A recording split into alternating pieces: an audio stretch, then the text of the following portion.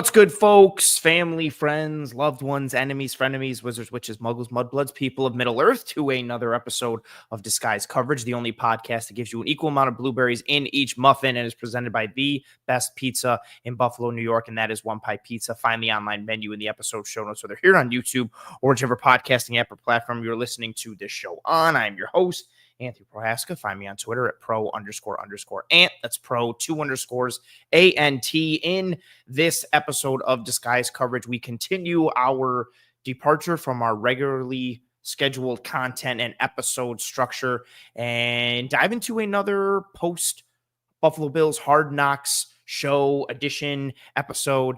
Hard Knocks being the season that I don't know why I blanked right there, featuring the Buffalo Bills this offseason, which is pretty cool and a rarity and something to be acknowledged. And it also going live every Tuesday night at 9:00, right when this show normally goes live. Figure we'll keep on keeping on, at least, for the rest of potentially the preseason. We'll see what happens next week as the roster gets finalized. I have a special bonus and or regular episode coming next week towards the back end of the week with a special guest that I'm very excited to drop, but that's all in the future and going forward. I will be doing the post-game show again this upcoming week following the Bills week 3 preseason game, just like we did for week 1 and week 2. But again, that's all in the future. This episode, let's dive into this Hard Knocks episode. And RJ already here in the comments. Also, actually, I'll bring that comment back up in a minute. As we did when we did the post show for the first Hard Knocks episode, didn't do it last week, had some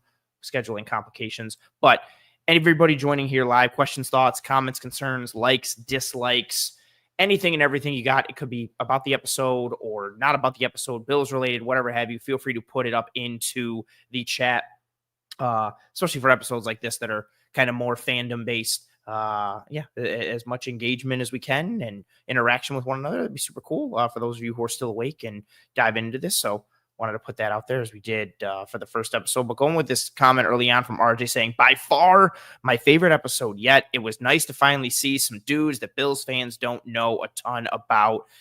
I will echo, especially the first sentiment of this from you, RJ. I thought this was by far my favorite episode as well. I thought the first 2 episodes, and we talked about it after the first episode, but I thought the first 2 were really dry and kind of boring, even as a Bills fan. Like after the second one, I was just kind of like, meh. As I mentioned, I didn't get to do the episode last week because I had some scheduling complications. And watching it, I was kind of glad I didn't because there wasn't really much to talk about. It was kind of boring. First episode, I gave it a pass because, I was thinking, okay, they're kind of setting the baseline for the team, the season, the fans, so on and so forth. But then the second episode was really much to do about nothing. And so I didn't know what to expect to come in. Oh my God, I'm falling apart, probably because we're starting at 10. I didn't know what to expect coming into this episode of Hard Knocks. But yeah, I liked it. I liked the peek behind the scenes in a multitude of ways, the joint practice pieces, some of Sean McDermott stuff, which we're going to talk about in this episode. Really like the Conor McGovern pizza party stuff, which we're going to talk about. I've been waiting for, I really thought that was going to be something they talked about as soon as I knew Hard Knocks was announced. Or I'd heard Hard Knocks was announced. I went back to when Eric and I had Conor McGovern in the film room, and he talked about the pizza party stuff. And I was like, they have to show that on Hard Knocks. There's no way that doesn't make it. I'm surprised it took until episode 3, but I thought that was awesome. As James says, the bippity bippity bop. Yeah, I loved the improv stuff with the dude in Chicago. I thought that exercise was fun and cool, and I found myself trying to follow along with the rules. I thought I thought the meaning behind it was neat. And that kind of put it over the top for me. But even just from an entertainment perspective, I thought that was cool. Yeah, this episode was a good one. Especially in comparison to the first 2, this episode was a real good one. Gordon comes in and says, I love some Ty Johnson. Yeah, it was cool to see Ty Johnson riding a horse with Ed Oliver. I'm also surprised it took until episode 3 for them to do horse-related things with Ed Oliver. We've known this for a while, or I guess maybe it's not. No, I thought it was known nationally. Because when he was riding the horse on the street a couple years ago, that got shown on a bunch of NFL Network and ESPN. It got covered on social. So I'm surprised it took until episode 3 to get into that. But again, to each their own.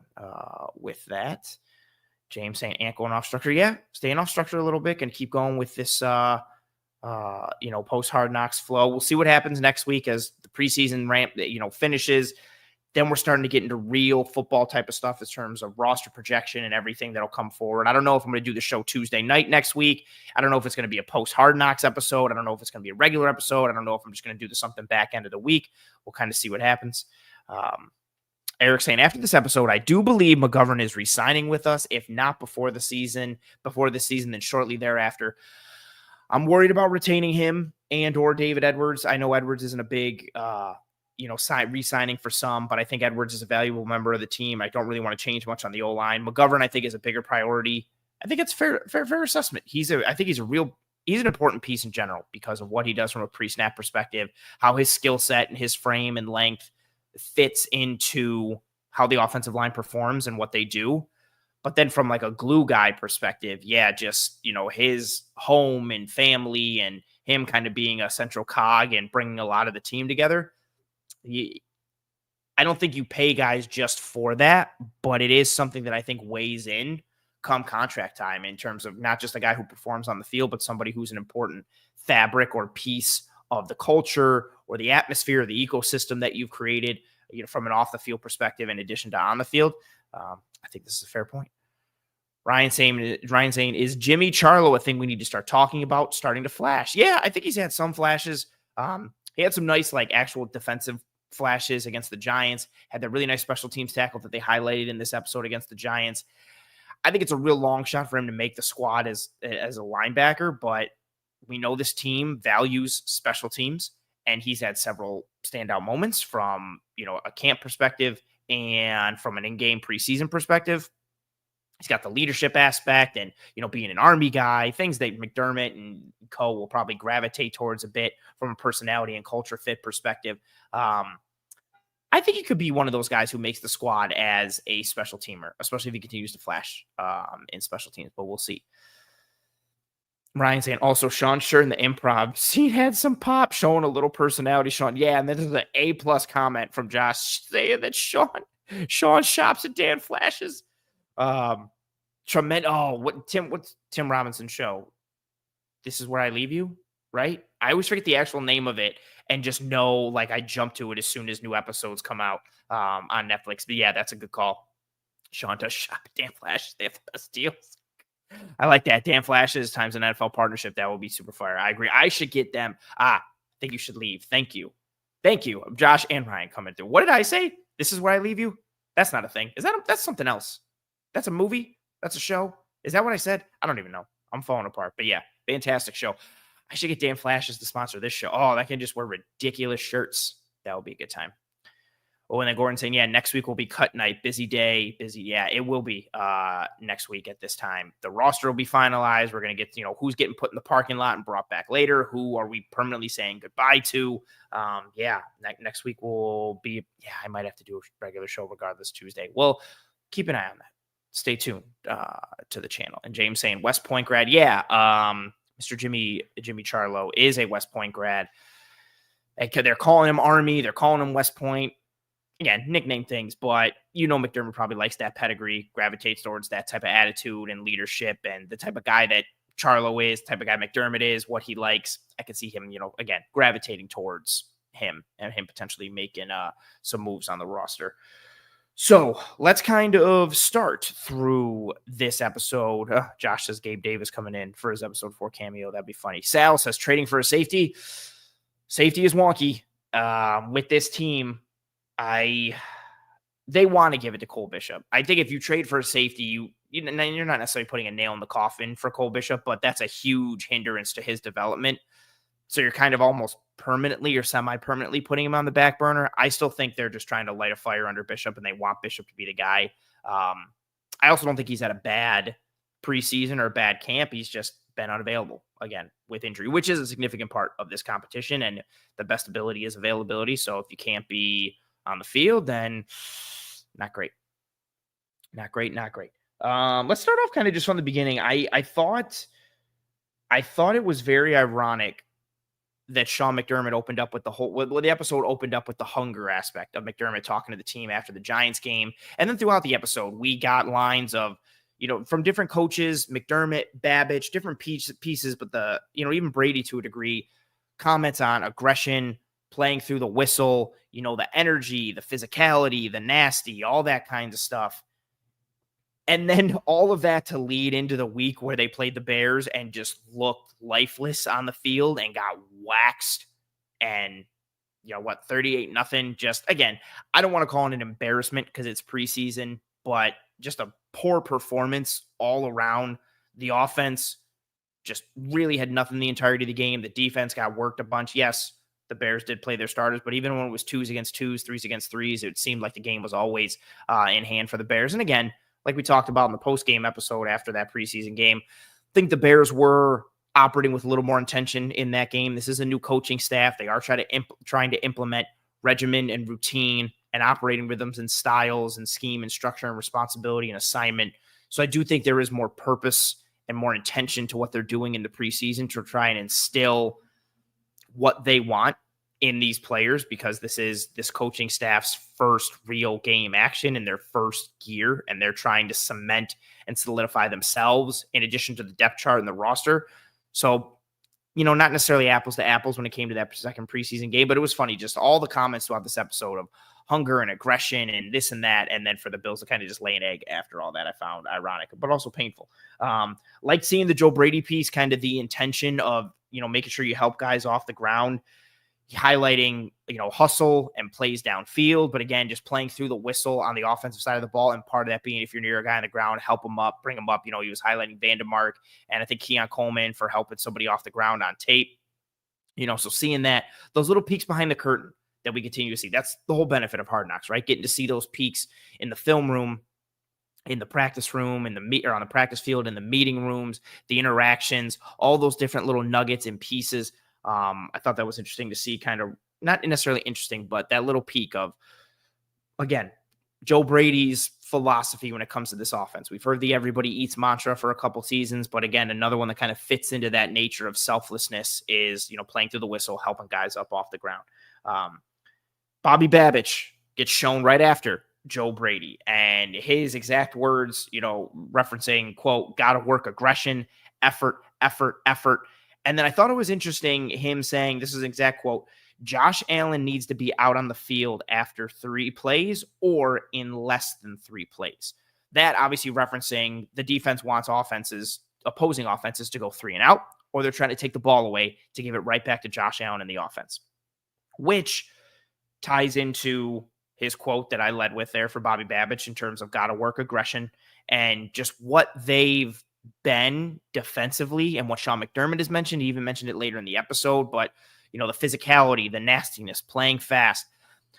I think this ties into what this defense is, which last year, as much as the struggles in the playoffs happened again, and the metrics that were not kind to the Bills in the regular season, which I've gone about in detail, this was a defense that was all about trying to create havoc plays and takeaways. They were trying to create a tackle for a loss or a negative play or a turnover to get the ball back to the offense. And if they didn't generate those things, the ball was probably getting driven down the field, and they were either giving up a touchdown or a field goal. They didn't force a lot of punts. They didn't force a lot of 3 and outs. So I think it's interesting that the takeaway mantra is still there, but now they're kind of tying it into the 3 and out perspective and trying to get some stops and just anything that they can do to get the ball back to the offense. Again, makes sense. You've got the current reigning and defending league MVP. You've got a good structural, schematically sound offense, good offensive line, good offensive coordinator who ties in with a good offensive line coach and how everything kind of gels into one. It makes sense you want to get the ball back ASAP and in their hands and just keep it away from the opponents and their offenses. But hearing that specifically, them kind of preach that. Again, we didn't have Hard Knocks last year it's a loud car outside. So for all we know, this could have been the mantra that they preached last offseason, but specifically tying into the 3 and out piece. I thought that was interesting from Babbage. Again, Josh Allen needs to be out on the field after 3 plays or in less than 3 plays. So they're trying to force a 3 and out or take the ball away on first down or second down. And as Josh points out, punts or turnovers too. It's a fair way to look at it. They didn't force a lot of those last year. It was really either, like I said, like interception, fumble, so some sort of a takeaway, or it was points. Their drive stats weren't good. A lot of their advanced metrics weren't good. Again, they were good at forcing runs for 0 or less yards. They were good at generating turnovers again, which is a metric that's hard to consistently be good at. But this was a defense that got moved around a bit, pushed around a bit. Game script was their best friend. So it's a little peek behind the curtain again to kind of see what they are pushing this year. Got some James Cook propaganda in this episode. Didn't get as much last week when it came to the holdout, or the hold in, like I thought we would. Instead, we got a good amount of James Cook content in this episode. And I don't know, in typical kind of Bills fashion, it was all smiles, sunshine, and rainbows. It's just, hey, we got the deal done. Bean is talking to the assistant to him, telling her that they got the deal done. She's pumped. Bean's talking to Cook's agent. Cook comes in, just your general, dap up, happy for you, good job, excited for you to be here. Let's go to the contract signing, make a joke about how he doesn't smile, ha, ha, ha. James Cook propaganda, not in a negative way, but was just kind of meh. I didn't expect, I still wanted more from the hold-in perspective. We didn't get that. I'm a little bitter because of that. I thought that would be a fun nugget to see, especially for how dry episode 2 was. It would have been nice to get that piece. We didn't. Instead, we just get the post-contract signing, again, propaganda. And Bean echoes the sentiment that he continues to echo of draft, develop, and extend our own. Another reference for that as I move my notebook over here. Next little piece. Took us 3 episodes to get Ed Oliver horse stuff. I thought we'd get it earlier. I thought it was interesting that he named pretty much all of his horses, said that he owns up to 30 horses now at this point, but it took a while to get, again, more personality kind of showing. I know in the first episode, we got Deion Dawkins, and we got some, with him and his family in the cars, and we got some Trey White pieces and the Trey Day Sunday at Pittsford Dairy and him and Benford kind of interacting there, but some of the personality aspects I thought we'd get more, and this episode was really kind of filled with that to a decent degree. You got the Ed Oliver horse piece that focused on Ed, but then him and Ty kind of riding through, the stories attached to it, the joking, like that got a good segment. And then I mentioned earlier, the Conor McGovern pizza party aspect. I'm surprised it took this long, but I guess it didn't. It makes sense that it took this long because they had to wait until they got back to Buffalo for them to do that. So, I backtrack a little bit. I will take that back. It makes sense that they waited this long. So I think this was really kind of the first opportunity for them to show that. I talked about in the intro to this episode, Conor McGovern told Eric and I about the pizza party stuff when we had him in the film room earlier this year. And man, I've just been so focused on it. And he even showed some of one of the aspects we talked about in that episode where not only, so first off, he makes a ton of different kinds of pizzas, which they showed in this episode. And he talked about it a bit. But he makes like pizza muffins, and they showed it really fast. Like he had the muffin tin and he was putting cheese and pepperoni and dough. Like he makes that in the tin. And he was saying like that's one of the most popular things. Essentially, they're just like pizza muffins. You saw a bunch of the dudes showing out in that. A lot of the defensive line, the offensive line. I think Dawson Knox was there. I also respect that everybody left their shoes at the front door. We're not rocking shoes in the house. Respect that. I'm of the same cloth and cut there. But yeah, it was cool to see that little piece. More of that, more personality instead of just, I know episode 1 and 2 were episode 1 and 2. Again, maybe they're kind of finding their rhythm, but it just felt kind of devoid of personality and devoid of those peeks behind the curtain. And the pizza party thing was cool. Again, I might have liked that more than anyone else just because of knowing about it for a while and Conor McGovern telling that to Eric and myself. So I was expecting that and hoping for it at some point in Hard Knocks, and it was cool to finally get that Oliver horse thing. I don't really care that he has horses, good for him, but again, little personality, especially one of the bigger guys on the team, one of the more guys on the team. Interesting to see. And then again, tying into the Sean McDermott piece early on with the hunger aspect and talking about guys not showing it yet and him expecting a little bit more.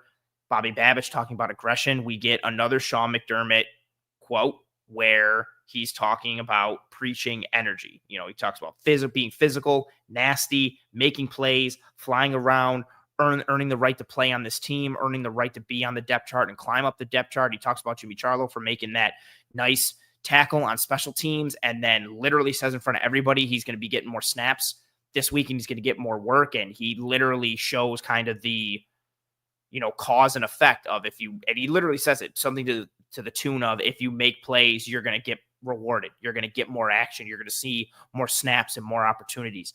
And him quantifying that, I thought was interesting. And this whole, again, it's ironic hearing all that and seeing all that and knowing how flat the team was against the Bears and how much they got rocked in that preseason game. But him preaching these messages, I do think to a degree it is somewhat par for the course. We get the mantras every year, it was playoff caliber and now it's championship caliber and it's been championship caliber, but they still tie in, winning the division and winning each game and taking it day by day and, doing the small stuff. But him really driving home with everyone energy and earning, what you get and preaching energy.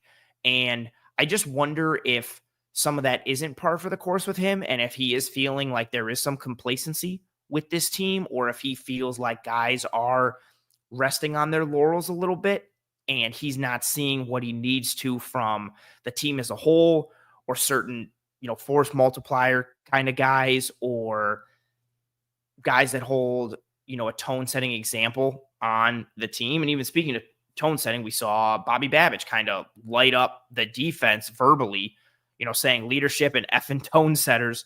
This period here better be an effing ass kicking. That was in reference to the defense not showing up and playing well in practice, in the joint practice, I believe. And him just really, or no, not the joint practice, and him just getting after them for not showing up. And I thought that was an interesting theme throughout this episode. Babbage going hard, literally into practice because the team isn't showing up the way they need to. And then McDermott just, in general, waxing poetically about energy and earning the right to play and all these pieces, kind of tying back to, again, could be just regular par for the course. It could be the verbiage that he uses all the time. But maybe there is some complacency that's crept into this team. Maybe he's not seeing the fire that he normally sees. And we know how much effort and culture matters to Sean McDermott. And as James puts in the comments there, McDermott the motivator. Yeah, it could be nothing other than him trying to motivate and trying to drum up motivation. Could be maybe they're not getting enough whiteboard material and, or not whiteboard material, poster board material where people are doubting the Bills or talking poorly of the Bills, and he can't take it and just put it up there and be like, see, look at the bulletin board, look at everybody doubting us. So maybe he's trying to find other avenues and other ways to motivate guys and push this team forward, especially as they have had a lot of success the past several years. I know there hasn't been a Super Bowl, but 5 straight division titles, multiple AFC championship appearances. You now have the league MVP in-house, and you're being put on national television on a series that, is pretty rare to be a part of. So maybe he's just trying to do anything and everything he can to make sure that that complacency doesn't creep in, or that guys don't take their standing and their stature for granted, potentially. But McDermott the motivator. This is an interesting comment from Josh. I didn't write it down because I was rewinding a bit to get some quotes, but then I realized if I kept doing that for everything, that I was going to end up being like 15 to 20 minutes behind everyone. But Josh in the comments says he did say he was, quote, not seeing people bring energy they usually bring in the episode or something like that. Yeah, that was early on. I thought that was interesting. Him. And then he transitioned to that, or from that, by saying, talking about hunger and wanting to see guys being hungry and bringing it. Yeah. And him specifically saying that, guys that usually play to a certain level or bring a certain level of energy or hunger weren't. I wonder who he was talking about, and I wonder what he was seeing. And I wonder if it was in reference to the preseason game, because he said that after the Giants game. I believe that game was on a Saturday, and based on what he said the day after and then today. So I believe it was Monday. I wonder if it was game related. I wonder if it was practice related. I wonder who he wasn't. And he mentioned too, like guys of like a higher stature, not bringing that. I wonder who he was talking about. I did find that very interesting. Thank you for pulling back that nugget. I didn't remember exactly what he said and I didn't write it down. That was very interesting. And it tied into that hunger piece. Again, he transitioned right to the hunger piece right after that. Another piece, linebackers coach, Coach Holcomb, mentioned another 3-and-out related aspect. He talked about understanding the importance of 3-and-out and takeaway. Again, tying into what Bobby Babbage is preaching when he talked about earlier, where again, he said, quote, Josh Allen needs to be out on the field after 3 plays or in less than 3 plays. This defense, again, is looking to cause havoc. They want to generate turnovers, which is the norm for them. That's what they've been about the past several years. And again, last year it mattered a ton. But another tie-in with the 3-and-out piece, tying into just getting the ball back in whatever way, shape, or form. I wonder if they preached that last offseason. I wonder if they didn't.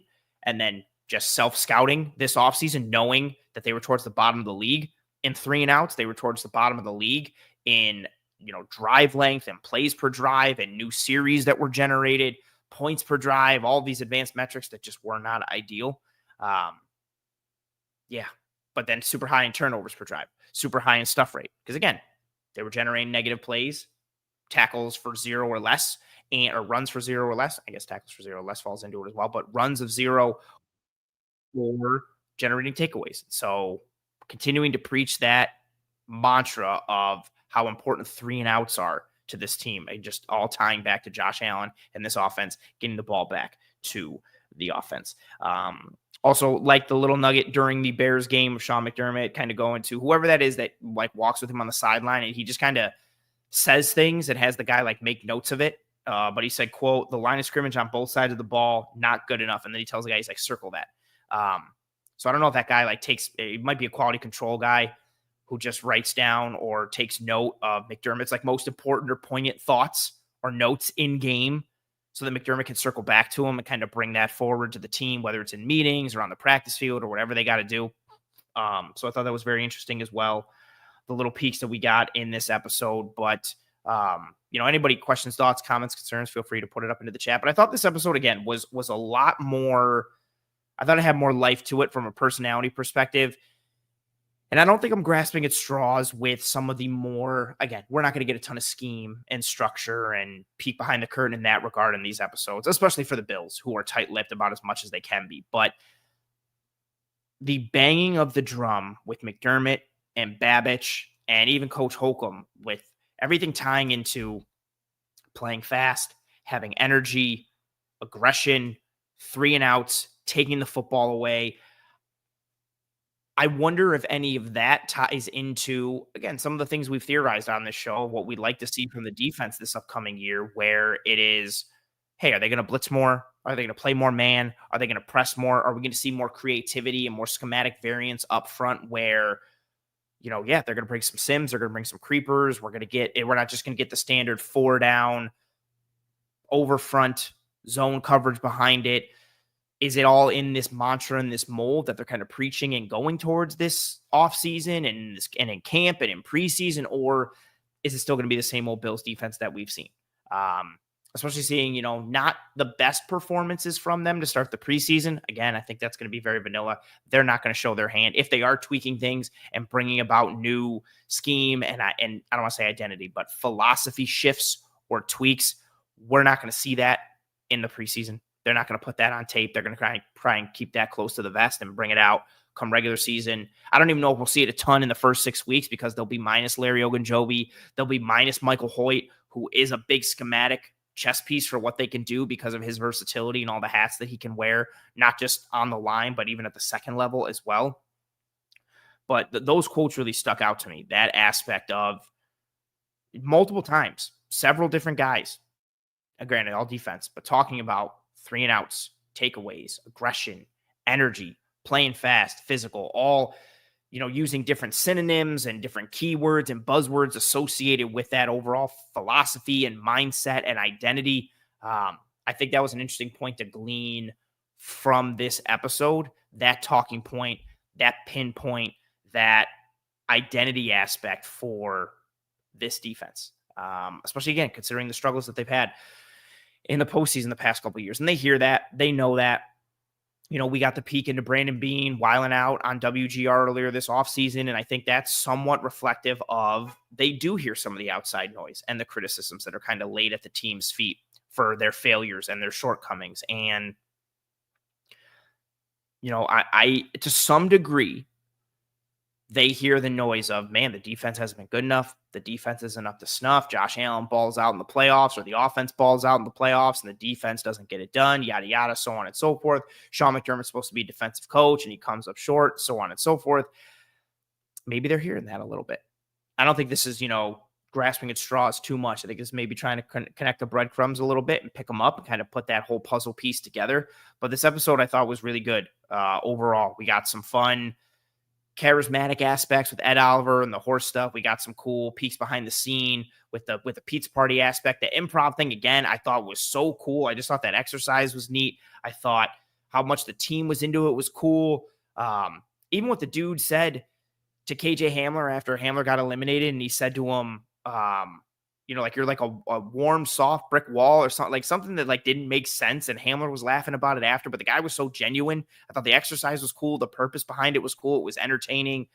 There were several really entertaining moments throughout this episode from a team and a personality perspective and a culture perspective. And then again, I think those little nuggets tying into the defense, tying into some of the things that Joe Brady likes to see, even, a schematic little nugget that Joe Brady dropped in there talking about Josh Allen. Allen makes the joke like, oh, you're so smart.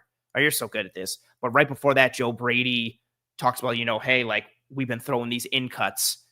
That's also something that we noticed in camp, more in breakers, attacking more the intermediate, trying to work more in between the numbers, that being reflected there. So again, all these little breadcrumbs try to pick up. It's not just, this episode is fun, and it is more, again, lax when we talk about it here on the show than it is the normal film breakdowns we have and advanced metrics and scheme and structure and X's and O's and breakdowns and everything that we have. But I thought this episode was fun. A lot of peeks behind the curtain from a personality perspective and a culture perspective, but some potential real little nuggets at the same time. Comment here. X says, if the defense can get 4 to 5 stops, I'll put my money on Josh Allen and Joe. Can they, though, in reference to the defense getting those stops? That's the big question. I have several questions about this defense, just from an identity and philosophy and roster building and body type perspective. My biggest frustrations with it is I don't think I'm going to get my answers until like week 8 or 9 or 10, once Hoyt and Ogunjobi are back. I don't want to give them a pass early on, but knowing that they're going to be without 2 important pieces that they added, and one of them having a lot of schematic relevance in Michael Hoyt, I wonder if the defense that we see for the first 6 weeks is vastly different than the defense we get once Hoyt and Ogunjobi come back. And it could be positive or negative. Like the defense could be lights out to start the year. They could be more lights out. They could be terrible to start the year. They could get better.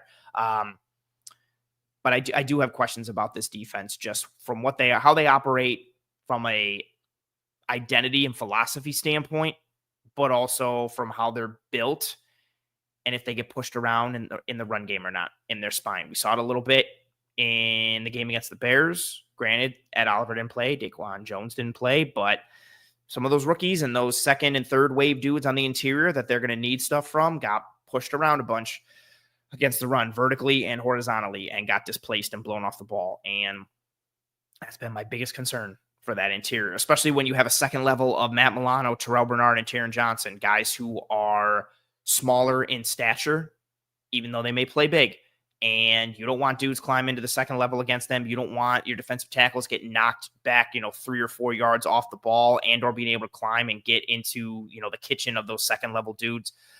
I think the defense, I have a lot of questions for the defense. That is where my eye is the most. The offense for me this year is more of, what tweaks or updates do they have? Defensively for me, it is what happens at safety, because I've had worries about that all offseason, and then what happens in the spine of this defense. In addition to, do they play more man? Do they try to restrict airspace? Do we get more Sims, creepers? I have a lot of questions for this defense. Can they? Sure. Will they? We'll see. I do have questions, because it seemed like they kind of just leaned into more of the body types than they've had previously, which doesn't really quell the issues they had last year. But if they marry that with more schematic creativity and variance, you could balance it out a little bit. So we'll see. Josh says, I think with the defensive overhaul being driven by youth, we'll need to be patient seeing the defense evolve. Vanilla, because that's what they're capable of right now. I think that's fair. You do want to get the core concepts and the install pieces down, but I do think a lot of it is, hey, we're going to go out there and play our base coverages and not have too much variation, because we don't want to put that on tape. Like, they don't care that the Bears, again, they want their guys to perform, right? But they're not going to schematically do it. And also, you want to keep things kind of like for like. You want to see if we're just playing basic cover 3, how do all your corners perform in that regard? Instead of like, okay, we're going to blitz with this group, we're not going to blitz with this group, we're going to do 5-mans with this group, then we're going to do simulateds with this other group. You do want to keep it kind of apples to apples to get a fair evaluation.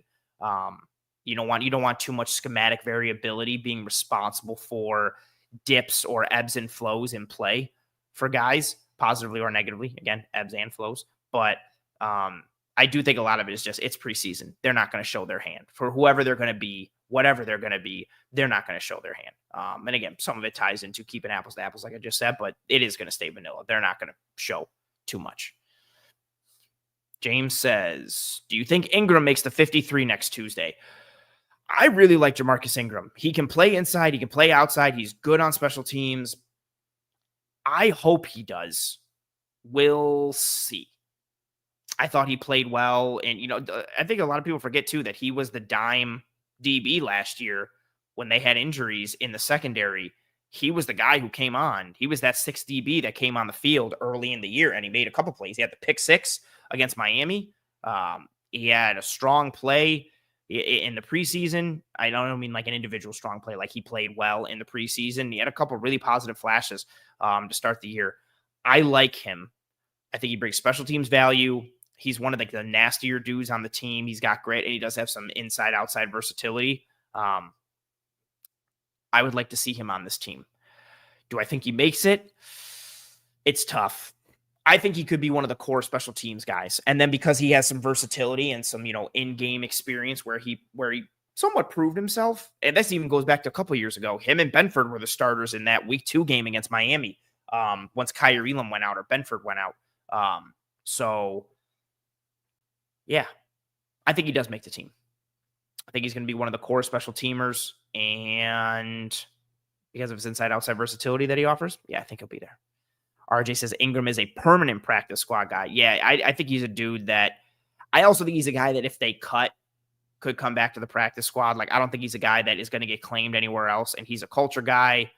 He likes being here. He's 27 years old. This is the team he's been around. I think I don't think he leaves the team. I should say that. I think he either makes the 53 or he's a practice squad guy. But like McDermott said, there are going to be a handful of guys that make the team. I think he said like 3. There's going to be several guys that make the team just because of special teams. I think Ingram could be one of those guys. So I don't rule him out for making the actual 53 because of the special teams piece. And because, again, he can contribute snaps on defense. May not be a high ceiling guy, but he can contribute snaps defensively inside and outside in the slot and outside CB. He started out as more of a slot guy and got more work outside as the years have passed. And then the special teams value, yeah, I think he could have that. Josh says, yes, sorry, I meant like practicing your base packages right now because that's also what needs work. Yes, we're on the same page. Apologies if I made it seem like we were not. Rodney says, will this be the year Josh throws the ball out of the Ralph? I wonder if he could, depending on where you put him. I'm assuming even if you put him in the end zone and like made him throw it, I don't know how high. Is that crazy to think that he could throw the ball out of the stadium? Is that a ridiculous notion? Is that a ridiculous thing to think that could possibly happen? I know this is obviously a joke, but like I feel like the strongest arm QB in the NFL, not saying he is, but he's up there, could chuck a ball out of the stadium, like if they got close enough, depending on what stadium you play in. And I feel like the Bills' end zones aren't the highest. That would be tough, though. The angle, the trajectory you got to get, plus the velocity. Somebody who's a science person, tell me if that's crazy or not. But it'd be fun. Mr. Smith says, who is your surprise starter at safety? I don't have one. I think it's going to be Taylor Rapp and Cole Bishop, unless Rapp is hurt and Bishop is hurt. And then if that's the case, I guess it could count as a surprise. I think if Taylor Rapp or Cole Bishop are hurt and aren't the starter at safety, I think they want those guys to. If both those guys are healthy, those are your starters at safety. If either one of them are hurt and don't start or can't play in a game, I think Cam Lewis is the next man up for the starter. I think Hamlin has been bumped down the depth chart. I think Cam Lewis is safety 3. I don't know if that'll be a surprise for some, but I think that will be. I don't think a lot of people think of Cam Lewis. I think they think of DeMar Hamlin, Jordan Hancock, Derek Forrest. I don't think people see Lewis as that, even though because maybe he's like the backup nickel and backup safety. I think Cam Lewis is safety 3. And I think if Bishop or Hamlin are hurt, or if Bishop just isn't up to snuff, Cam Lewis becomes that starter at safety. Josh says easily can get the ball out of the stadium at the end zones. Right. I think that's not crazy. Jason says he tried throwing the ball out of the stadium either his first or second season. He didn't. How close did he get? He didn't make it. Right. I feel like I would know if he made it. Like that would have been a big thing. But that's not crazy. RJ says there literally isn't a strong arm ever recorded when it comes to Josh. He sent a ball to the 300 level once after a TD. But I've seen that for other quarterbacks. Like I don't know who currently has the strongest arm in the NFL, but Allen's probably up there from a velocity standpoint, and especially with his mechanics. I would like to see, I feel like he could throw the ball out of the stadium. I think there's a couple guys who could potentially do that. I just really hope I'm not crazy for thinking that. Yeah, that could happen. I'm just going to say it could happen. Rodney says, do we go after Simmons or Marcus Williams? Marcus Williams has been banged up the past couple of years. Simmons is more pass coverage than he is run defense, even though he's not a bad run defender. I don't know. I don't know if they go after anyone. Because, again, if you do that, essentially you're bumping Bishop down. And I don't know if he ever recovers. And I don't know if they're in the spot to give up on Cole Bishop right now. Rightly or wrongly. I'm not saying that they're right for doing that or wrong for doing that.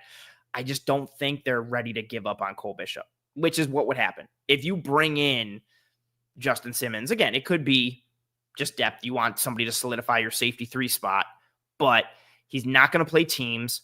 He's just really in the safety room. Are you going to bring in a guy just for that, to have a roster spot for that? Or are you bringing him in to be more of a starter? And again, if you're bringing him to be more of a starter, then I feel like it's not curtains for Cole Bishop, but it's really hard to come back from that. Again, that doesn't mean he can't become the starter next year and turn into the player they want, but he needs time on task. And if you don't give him that and replace him because of play, or if you replace him when he's healthy and can be out there, I just don't think they want to go down that road. They want it to be Rapp and Bishop. I think they're trying to light a fire under Bishop more than anything. And again, I don't think Bishop's been great when he's been out there, but he hasn't been terrible or awful. The biggest thing is he hasn't been out there. We haven't seen him. That's the biggest indictment. And that's a whole nother conversation. Like, if they think that he's going to continuously be injury prone, or he's got injuries that are going to prevent him from being able to stay on the field with regularity, that's a different conversation. That's a horse of another feather. Then I think maybe you do potentially bring in someone. All I know is I just don't like the, I've talked about it so much. I don't like the safety room. Like, I like some of the players individually or in a vacuum. I don't like it as a group. I don't like the various combinations. And I'm wary of whoever the starters are. X says, how many linebackers make the team? I like Jenkins. And yeah, I like Keontae Jenkins, 49. He's been sweet. And Charlo, I see big hits on special teams in their future. Yeah, I could see that. It's just going to be tough. If we're looking at it right now, let me say this quick. Milano makes it. Bernard makes it. Dorian Williams makes it. I think Joe Andreessen makes it. That's 4. I think they probably keep 5. And then it comes down to Shaq, Ulofoshio, Charlo, Jenkins, whoever balls out the most on special teams. I know Ulofoshio has value there. I think 5 linebackers make the team. I think potentially it could be 4 if they want to keep an extra DB or an edge or something like that. Especially because Dorian and Andreessen can give you special teams reps, but I think 5 potentially. I think it's a toss-up for who the 5th is, and I think a lot of it, not even a lot of it, all of it's going to be determined by special teams. Like, I don't think it's crazy to think Charlo can make it if he keeps playing really well on special teams. Mr. Smith says, Andreessen struggled. Is he a lock for this team? I think he is. He's still a good run defending linebacker. He's still just putting the pieces together from a coverage standpoint, but he's a good special teamer. And I don't think they have a lot of other options at the spot for somebody to beat him out. I think he's linebacker 4. I think it's Bernard, Milano, Dorian, and then Andreessen. So I think that's fine. Josh says, hard to develop on the bench after Baltimore. The schedule gets a lot easier to give him some reps. That's a fair point, right? So, the schedule does, in theory, if you're going by last year's record and what the rosters look like on paper, the schedule does get a little easier to potentially give Cole Bishop some reps and get him some time on task. Kenneth Smooth Jazz says, based on your coverage and what the coaches state, our safeties are on the team based on how important they are for setting, calling the defense for the secondary. Go Bills. Absolutely. Which is why Taylor Rapp is so valuable, because he does such a great job setting and calling the defense and aligning everybody on the back end. But that's also why DeMar Hamlin has been starting so much, because he's usually in the right place at the right time and he knows what he's doing pre to post snap. He doesn't have the athleticism. He has a lot of limitations athletically and from a ceiling perspective, but he sets a high floor because he's able to just set. He's a set and forget type of dude, even though it's not sexy. Rodney says, is it for me? Rodney says, when our defense was good years ago, I asked you if Josh would catch up to them. You said yes. Did I really say that? Did this actually happen? That's cool if it did. I said yes. Now I ask, will the defense catch back up? To be determined. If this actually was an actual real interaction, that's super cool. Nice. Thank you for bringing that back. That's cool. I think it's to be determined. The biggest thing for me with the Bills defense is the type of defense they operate with from a philosophical standpoint, and a body type standpoint, and an archetype standpoint is not the type of defense I favor and I gravitate towards. And I think and the reason I gravitate towards the defenses that I gravitate towards isn't just because of, I like them. It's because of what they offer schematically and what they offer long-term and from a matchup perspective. And at the end of the day, football is a matchup league. So I think they can catch back up, but man, if Bishop doesn't hit, Dwayne Carter already hasn't hit. If Bishop doesn't hit, if Max Harrison doesn't hit, if TJ Sanders doesn't hit, there's some questions that got to be answered on this team. Even next year, right? Like Larry Ogunjobi, even if he hits, he's on a 1 year. He's a UFA next year. Daquan Jones is a UFA next year. You're looking at your edge grouping. Bosa is a UFA next year. Landon Jackson, what do you get from him? AJ Epinesa is a UFA next year. They have a lot of questions on the defensive side of the ball. And so can they catch up? Sure. Will they? I'm very skeptical right now because I think they need a lot of things to fall their way. And just from a probability perspective, it's hard to get all that or expect all that. But time will tell. Oh, that's awesome, Rodney. Rodney says, absolutely was in the film room. That's awesome. That's a super cool callback. Thank you for that. That's awesome. That was really cool. Thank you for that comment. And then confirming it here. I appreciate that. Oh, Mr. Smith says, how many wide receivers and who makes the team? I think it depends on Curtis Samuel's health. I still am in the belief of 5.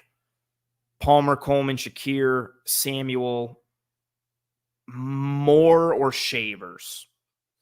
I think Shavers has played himself into some real contention here. And he's got size, he's got frame, he plays special teams. Elijah Moore gives you some of the Khalil Shakir replication while also being able to do some other stuff. That's an important piece because if anything happens to Shakir, you would want to replicate that role or mitigate his loss to some degree. I'm going to say 5. I think the top, again, health is also going to be a huge piece, right? If Shakir isn't ready for week 1, if Samuel's banged up, if Palmer's been banged up, right? That's going to throw a huge wrench in everything. But if everyone was healthy, I think the top 4 is locked of Palmer, Keon, Samuel, not necessarily in this order, but Palmer, Keon, Shakir, Samuel, and then I think they keep 5, and I think 5th is up for grabs between Elijah Moore and Tyrell Shavers. Oh, that's awesome. Rodney says, much love from Anchorage, Alaska. That's super cool. Damn, what time is it there right now? I don't know. I'm horrible with time zones like that. Like that in Hawaii, I have no idea. But that's awesome. Appreciate you. Thank you for tuning in. Josh has a lot of investment in young players on the defense. Can't really afford to miss on all of them. Kind of like what happened to the Bengals D. Yeah, but you know what's also funny is before that, they had hit on so many dudes. They brought in Trey Hendrickson, but they hit on Logan Wilson. They hit on Jermaine Pratt. They hit on Jesse Bates. They hit on Sam Hubbard. They hit on so many dudes on the defensive side, and that allowed them to have a really good defense. And then they tapped into rookie contract Joe Burrow and rookie contract Jamar Chase and rookie contract T. Higgins. Like they had all these ballers on offense, but it started by hitting the draft really well on the defensive side of the ball. And there's more dudes that fall into that as well on that side. Yeah, they hit on a lot of their draft picks, especially early on day 1 and day 2. And then all of a sudden fell off a cliff and they are where they are. Ooh, 6:55 in Anchorage, Alaska. Okay. Not too crazy. Wow. No, that is crazy. That's almost a full 24 hours ahead. Oof. Dang. Respect. That's awesome. Josh saying Cam Taylor Britt too. Yeah, he's a hit. He's sweet. We'll see. They shouldn't have. It's hard to pay safeties, especially with where they were, but they shouldn't have let Jesse Bates go. Jesse Bates is sweet, and they've been trying to fill that void ever since. But you win some, you lose some. You know what you always win and you never lose? The battle for deliciousness. When you get One Pie Pizza, the best pizza in Buffalo, New York. Wait, hold on. Time out. I'm an idiot. Oh, it's 6:55. 6:55 p.m. like still today. I'm sorry. I'm thinking you're saying 6:55. I see everybody in the comments. I'm like, why? Oh, got it. I'm an idiot. I was thinking 6:55 tomorrow. I don't know why. I deal with a lot of, in my day job, I deal with a lot of overseas aspects in Europe and Asia. So I'm always very like, what time is it in China? What time is it in Bangladesh? What time is it in Europe? So I'm always very like forward thinking anytime it comes to time zones. So I read 6:55 and I immediately was like, oh, 6:55 Wednesday, August 20th.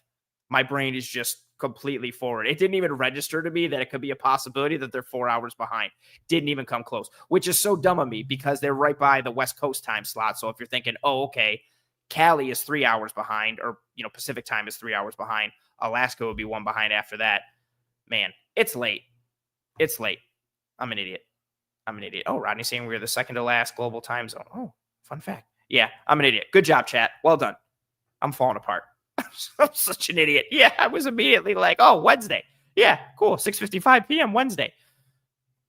The day job, that's why I had day job stuff last week. I had a call overseas at 9 p.m. Eastern last week because it was 9 a.m. somewhere else with the people I had a call with, and we had to have a call with them before they started their day. So I'm very forward. Yeah, didn't even register. Well done, chat. Apologies that my brain is fried. Just back to the pizza read. Yeah, back to the pizza read. The best pizza in Buffalo, New York. That is One Pie Pizza. I don't say they're the best because they sponsor the show. They sponsor the show because I genuinely think they are the best pizza in Buffalo, New York. Sweet sauce pie, cup and char pepperoni. They named a pizza after us here at Cover One. It's called the Cover One Josh Allen Goat. It's got goat cheese and mozzarella and bits of bacon. And I don't even want to spoil it. It's phenomenal. I got a half sheet last week that was half the Cover One Allen Goat and a half cheese and pepperoni. And it was phenomenal. They also make their own homemade blue cheese.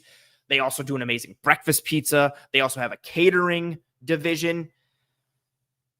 They just make really good food in a variety of ways. The catering division can be found in the episode show notes here. It's called Elevated Catering of Buffalo. You can also find the One Pie Pizza menu the website address that goes to the online menu and their site in general in the episode show notes. Both of those things, whether here on YouTube or whichever podcasting app or platform you're listening to this show on. Yeah, the food is phenomenal and they're good people. I talk about it all the time. All the good they do for the community, the drives, the initiatives, partnering with Roswell, the SPCA, the Alzheimer's Foundation, Toys for Tots. They do a lot of good with the community. And that's aside from just making tremendous food. They're really good people making really good food. And awesome endorsement from RJ. RJ says, I don't get paid by One Pie, and they are the best. I had a pepperoni, sausage, bacon, onion, and banana pepper pizza the other day, and it was the best pizza I had ever had. Yes, RJ tagged me. He told me he was going to get One Pie when he came into Buffalo, and he did, and he tagged me, and he put pictures on Twitter, and it was delicious. Josh says, guys, I'm hungry. Don't do this. I feel you. I am hungry. I'm probably going to eat something after this, even though it's super late, and I got to get up super early, but yeah. One Pie's the best. Get yourself some One Pie pizza. Whether you live in Buffalo or if you're coming up for a Bills game, get yourself some One Pie pizza. You will not be disappointed. You will not be disappointed. Get yourself some One Pie pizza. Yeah, online menu. All that information can be found on the sites in the episode show notes, whether here on YouTube or whichever podcasting app or platform you're listening to this show on. I'm going to put up the banner that says Toodles, folks, because we're going to start to say goodbye. Before anybody leaves, please, please, please, and thank you. If you have not already, drop a like on this video. If you enjoyed this episode, likes are the lifeblood of these streams, and they matter a lot. They help myself and the entire team to track and trend in front of more eyes and ears. So if you have not already, please drop a like on this video. If you're watching live, if you're not watching live, that's cool too. Please drop a like if you are watching post live. If you're listening on one of the podcasting apps or platforms, please rate, review, and subscribe. Turn on notifications for the Disguise Coverage playlist here on YouTube. Check out all of the shows across the Cover One channel as a whole. I will keep everyone informed on social of what the plan will be for next week, but with roster cuts happening, probably do something on Tuesday night. We'll see. And then that bonus episode that I have will be dropping in the back end of the week.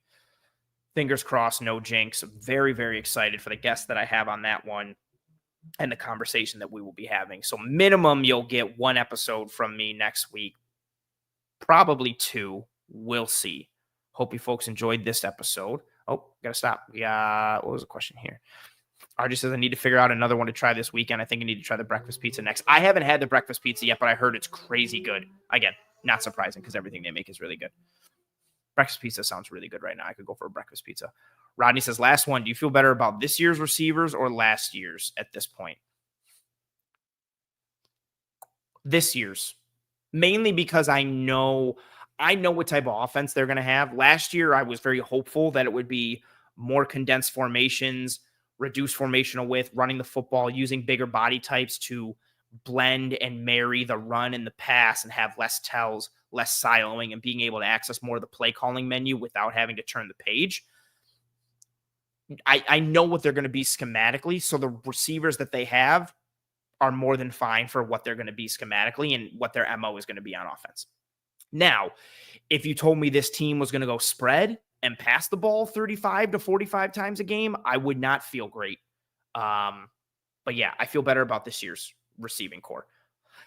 With the caveat of I am worried about the injuries. Samuel being banged up again and Josh Palmer being banged up, that's a big one. Shakir got banged up. He should be fine, but the injuries make me a little wary. But all things equal, I feel better about this year's grouping because I know the schematic identity of the offense, how those receivers fit in, and what we're going to get. Josh says Mina with eyeballs. Fair guess.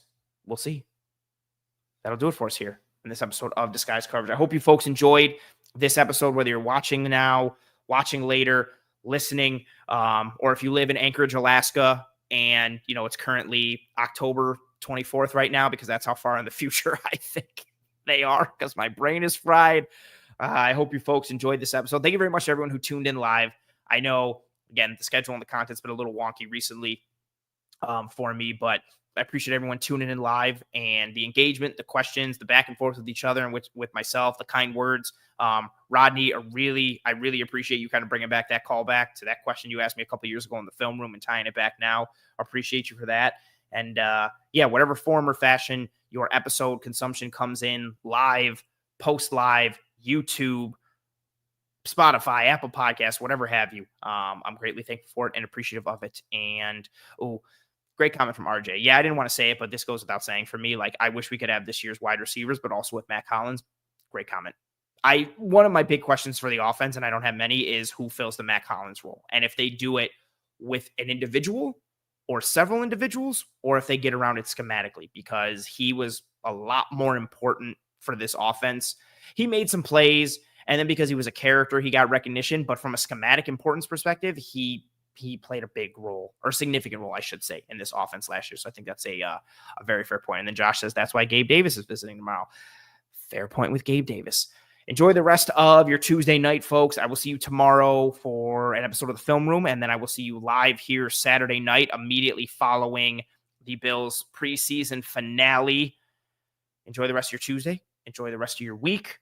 I hope you and your family and friends and loved ones are all doing well and staying safe. Be kind to one another. Take care of one another. I will see you when I see you. Godspeed. And as always, go Bills.